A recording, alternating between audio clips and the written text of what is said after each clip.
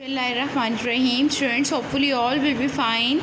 Today we are going to start the new topic, that is metallurgy from unit number 16.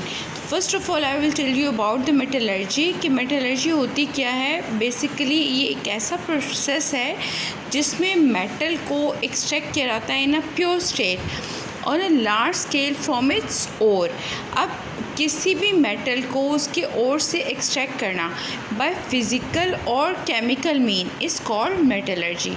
अब easy way में बताऊंगी कि किसी भी मेटल को उसके ओर्स में से सेपरेट आउट कर लेना कोई भी मेथड यूज़ करके, चाहे फिज़िकली या केमिकली, उस प्रोसेस को क्या कहा जाता है जी? मेटलर्जी कहा जाता है. और इसके कुछ स्टेप्स हैं जिसको हम फर्दर डिस्कस करेंगे. सबसे पहले जो मेटलर्जी का प्रोसेस आता है that is concentration of ore, कि किस तरीके से आपने ओर को कंसंट्रेट करना है. कंसंट्रेट मीन कि उसमें हमने इनिशियली किस तरीके से उसकी इम्प्योरिटीज़ को जो है उसमें से रिमूव करना है. इसके बाद जब जो है वो और हमारा कंसंट्रेट हो जाता है तो जो नेक्स्ट स्टेप होता है वो होता है उसमें से फिर मेटल को एक्सट्रैक्ट कर लिया जाए.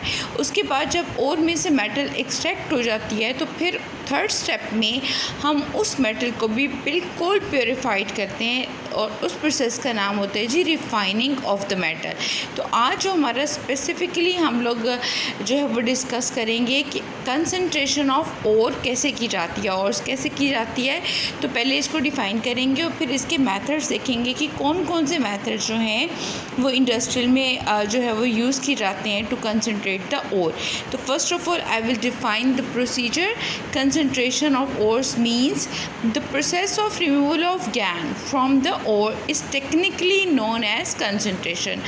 I have already told you कि जब भी गैंग जो है वो आपके पास वो है जिसके ऐसा और मेटल का कंपाउंड जिसके साथ इम्प्योरिटीज़ मौजूद हैं, इम्प्योरिटीज़ को रिमूव कर देना, उसको टेक्निकली क्या कहा जाता है जी? कंसंट्रेशन कहा जाता है. और जब वो और प्योरीफाइड हो जाता है, जब उसमें से इम्प्योरिटीज़ को रिमूव कर दिया जाता है तो उसे क्या कहते हैं जी? कंसंट्रेट कहते हैं. अब कंसंट्रेशन ऑफ ओर के लिए हम 3 मेथड जो हैं वो यूज़ कर सकते हैं इंडस्ट्रिकली. इसमें ग्रेविटी सेपरेशन आ जाता है, फोर्थ फ्लोटेशन मेथड आ जाता है, इलेक्ट्रोमैग्नेटिक सेपरेशन आ जाता है. Today we will just discuss gravity separation. Gravity separation के ऊपर हम बात करेंगे और इंशाल्लाह in the next video we will talk about what is fourth flotation process and then electromagnetic separation. Today we will discuss just for gravity separation. जो gravity separation है, separate mean अलग करना, और इसका प्रिंसिपल क्या है जी? आपको पता है जब gravity separation is based upon the differences in density.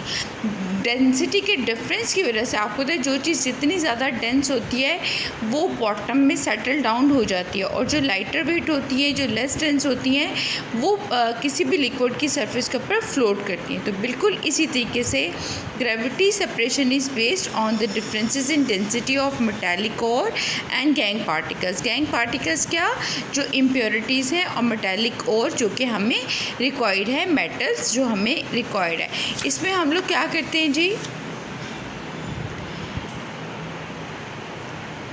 हमारे पास जो भी इम्प्योरिटी के साथ, गैंग के साथ जो हमारे पास मेटल कंपाउंड मौजूद है उसको हम इस कंटेनर में ले लेते हैं जी, और उसमें वाटर की जो है वो एडिशन करवाते हैं.